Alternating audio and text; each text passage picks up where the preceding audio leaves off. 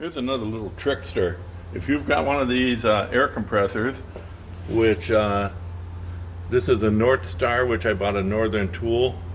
It's got a little unloader valve right here.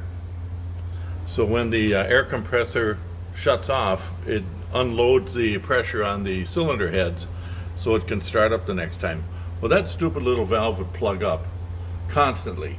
And then this is a one-way valve here, which would also leak. So not only was it not releasing the pressure, but the pressure kept building. So when the thing went to start, it would kick the reset button or the circuit breaker.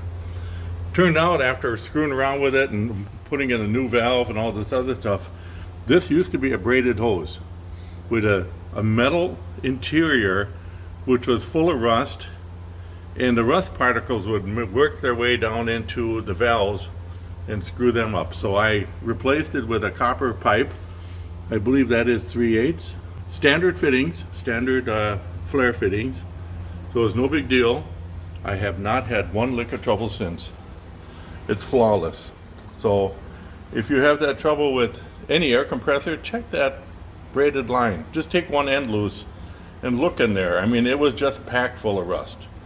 So maybe this thing, I bought a flood. I'll bet you it was in a hurricane. But anyway, good tip there.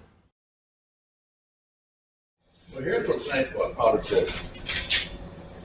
You don't have to mask anything off. Now, obviously, I powder coat the inside of these things, and I get all this spray on the outside. Before it goes in the oven, you just take this thing, which is called a paintbrush. Pretty awesome. And you whisk off the stuff you don't want on there.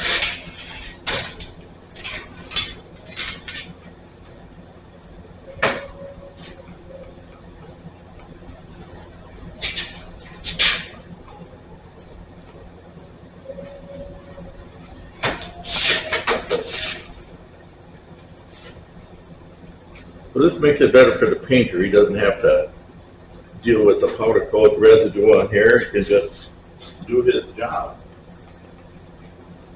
So that's all this to it. So everything that I wanted powder coated is powder coated. So then she just goes in here, and I'll cook that for 30 minutes at 380, about 375. So I got these little racks I built that keep it up off the burner, which works out really good.